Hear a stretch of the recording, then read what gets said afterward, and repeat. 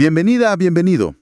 Hoy nos metemos con un material que tiene una perspectiva, muy definida sobre la maternidad.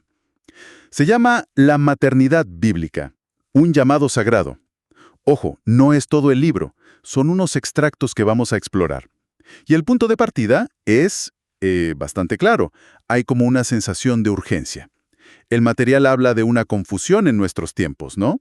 De una cultura, quizás empujada por redes sociales y demás, que busca redefinir roles que eran tradicionales. Entonces, la propuesta del texto es, volvamos a las Escrituras, para encontrar lo que, según este material, es la visión original del Creador sobre qué es ser madre.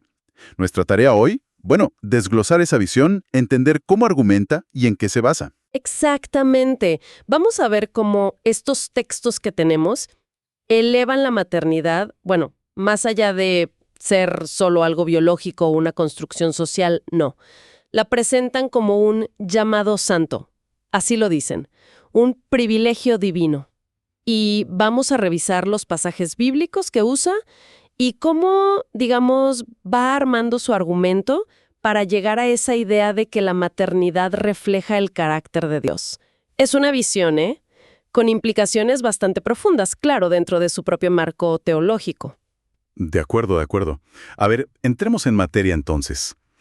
El texto arranca fuerte, se va directo al Génesis. Menciona Génesis 3:20 donde se llama a Eva madre de toda la humanidad. Esto parece ser como una piedra angular para ellos. ¿Qué peso le da la fuente a esta referencia tan inicial? Un peso fundacional, yo diría, totalmente. Al destacar eso tan temprano, el material lo que busca es establecer que la maternidad no es algo que apareció después, ¿sabes? O un rol secundario que se agregó. La presenta como algo intrínseco al plan divino desde el mismísimo relato de los orígenes. O sea, no la ve como un accidente biológico, ni tampoco como una convención social que, puede cambiar. No. Es una institución querida por Dios, tejida en la estructura misma de la creación humana, siempre según la narrativa bíblica que sigue el texto.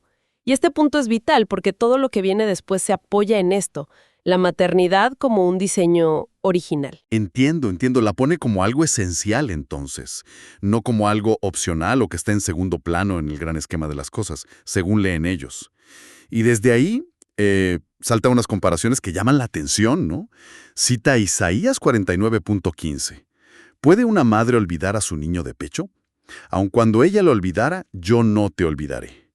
Usar el amor de una madre como medida para el amor divino es una imagen potente, ¿sí? Muy potente, sí, y es central en su argumento. Fíjate, lo fascinante aquí, desde la perspectiva que analiza este material, no es solo que compare, sino la elevación que hace del amor maternal. Interpreten este pasaje como si Dios mismo dijera, miren, el vínculo más fuerte, más tierno que conocen en la tierra, el de una madre con su hijo. Bueno, pues mi amor es todavía más constante, más profundo. Entonces el texto argumenta que el amor maternal se vuelve como la metáfora terrenal más adecuada que tenemos para apenas empezar a vislumbrar la intensidad, la fidelidad y la naturaleza incondicional del amor de Dios. O sea que va más allá de un sentimiento lindo, ¿no? Implica que es como un modelo a seguir o algo así. Exactamente. Ser madre, en la visión que presenta este material, trasciende el cuidado físico básico. Lo interpretan como una invitación activa, un llamado a reflejar, pero conscientemente atributos que consideran divinos. Hablan de un cuidado atento, vigilante, una ternura que da consuelo, una entrega que muchas veces implica sacrificio personal, claro, y una constancia que sigue ahí a pesar de las dificultades. La maternidad se configura así, no solo como una tarea, sino como un espejo aquí en la tierra, imperfecto, obvio, pero un espejo al fin de un amor que el texto llama celestial y perfecto. Le da una dignidad y un propósito espiritual muy, muy elevados. Clarísimo ese hilo conductor entre lo terrenal y lo divino. Hay otro ángulo que el material desarrolla, que es la idea de la maternidad como discipulado en casa. Pone el ejemplo de Timoteo, menciona 2 de Timoteo 1.5, donde se alaba la fe sincera que vivió primero en su abuela Loida y en su madre Eunice, y que, el autor confía que también vive en él. ¿Cómo se expande esta idea de discipulado doméstico? Este punto es crucial, sí, para entender la dimensión práctica y a la vez espiritual que el texto le da a la maternidad. Pone mucho énfasis, mucha fuerza en que la formación espiritual más influyente, la que dura, no pasa principalmente en las ceremonias religiosas formales o en las instituciones, no, pasa en el día a día de la vida familiar.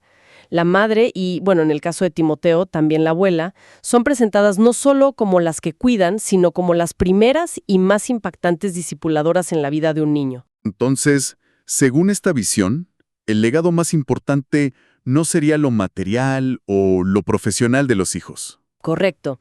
Desde esta perspectiva que estamos analizando, el verdadero legado que una madre construye, el que tiene valor eterno según el texto, no se mide por los éxitos académicos o profesionales de los hijos, ni por cuántas cosas acumulan. Se mide por si se transmitió efectivamente la fe y por la instrucción en lo que la fuente llama el temor del Señor. Y aquí temor no lo entienden como miedo que paraliza, sino más bien como reverencia, respeto profundo, un deseo de vivir de acuerdo con los principios divinos, tal como los interpreta este texto. ¿Y eso cómo se ve en acciones concretas del día a día? Pues el material sugiere que actos que parecen pequeños, cotidianos, adquieran una trascendencia enorme.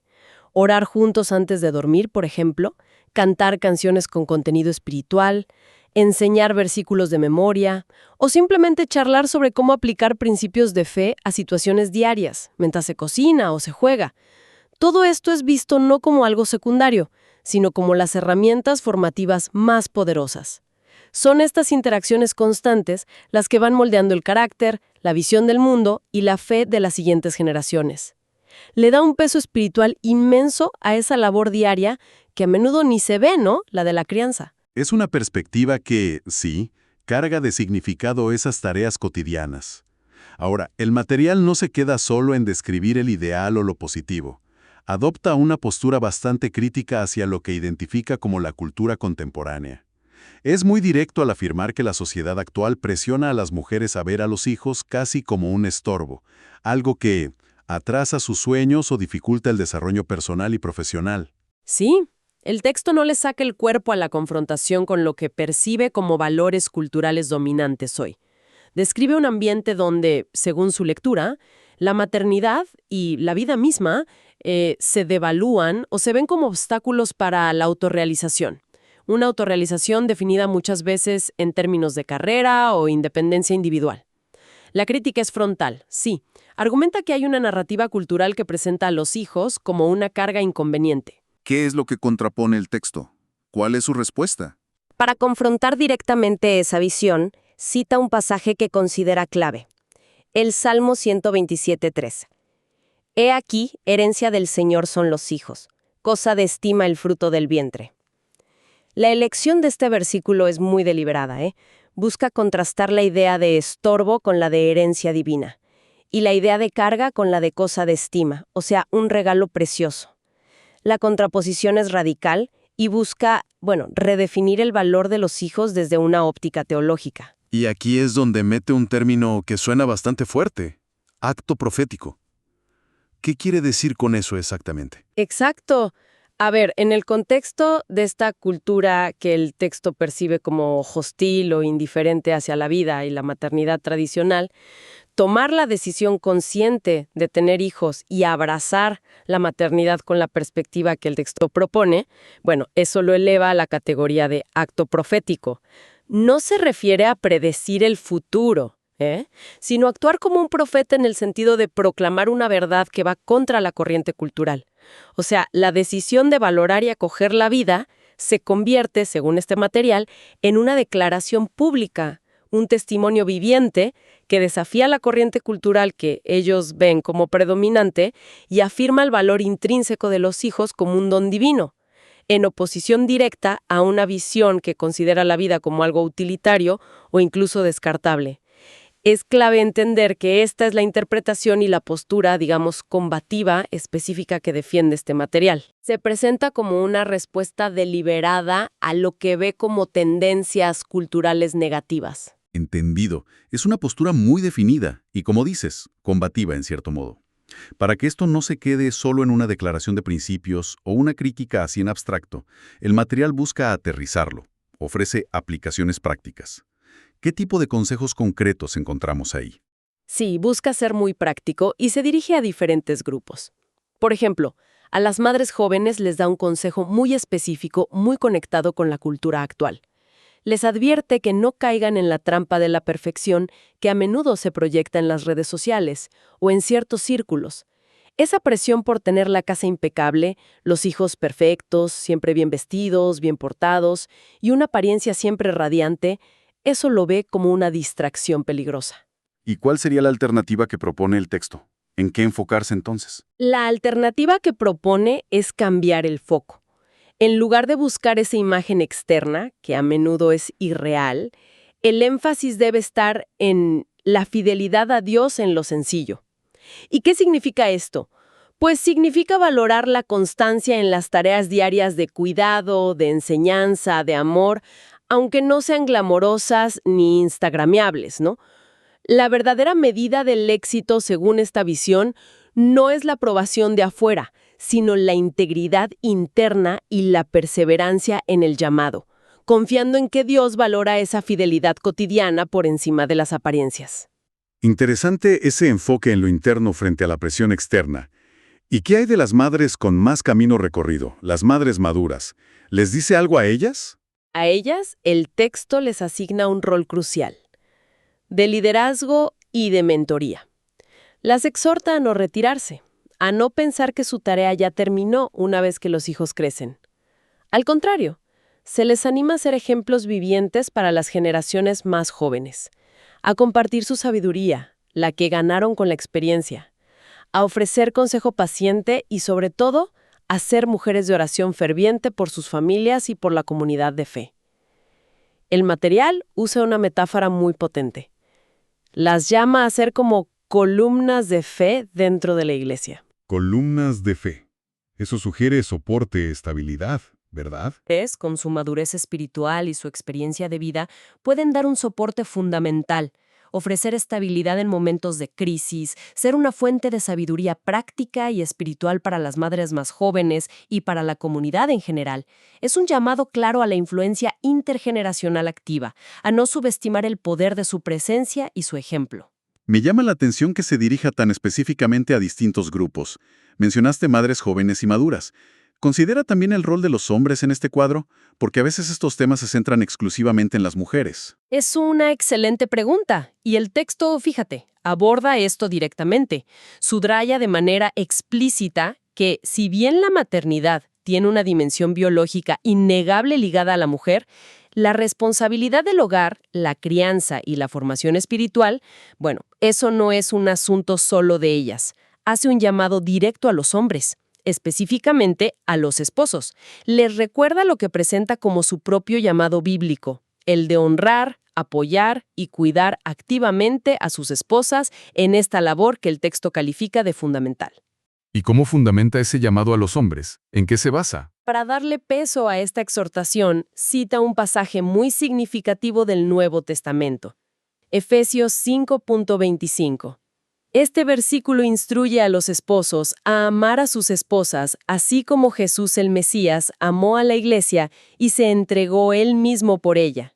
Usar este estándar, el amor sacrificial y total de Jesús por la Iglesia, eleva enormemente la vara para el rol del esposo, ¿te das cuenta? No se trata solo de ayudar de vez en cuando. Es un compromiso profundo de compartir la carga, de proveer no solo materialmente, sino también emocional y espiritualmente, de valorar y facilitar la labor de la madre.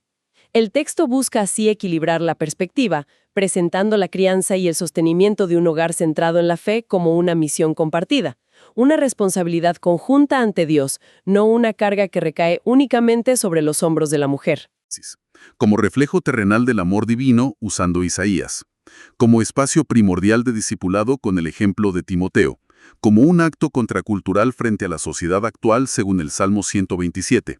Y estas aplicaciones prácticas diferenciadas.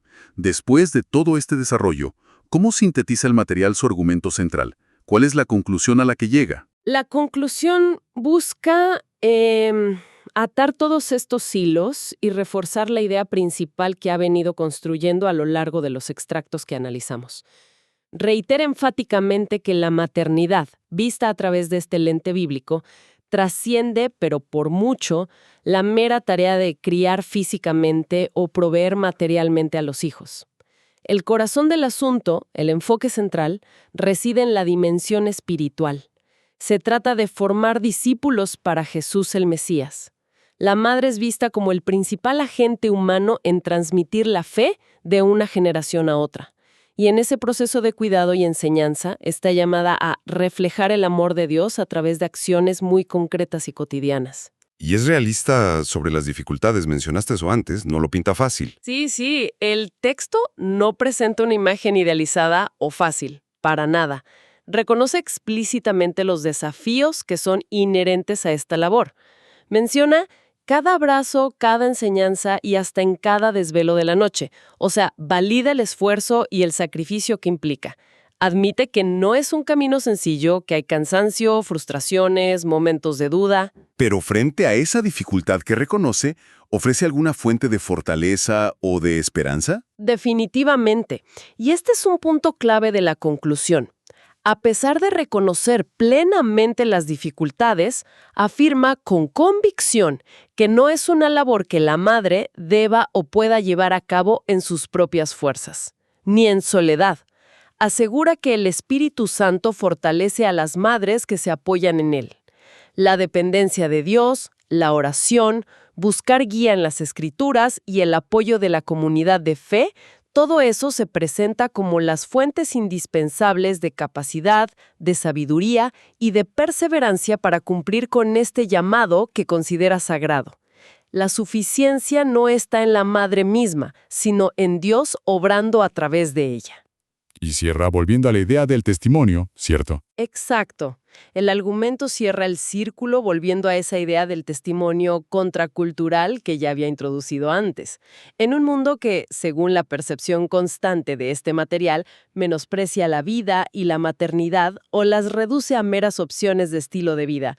Bueno, la mujer cristiana que abraza este llamado con la convicción y la perspectiva descritas está haciendo algo más que criar hijos.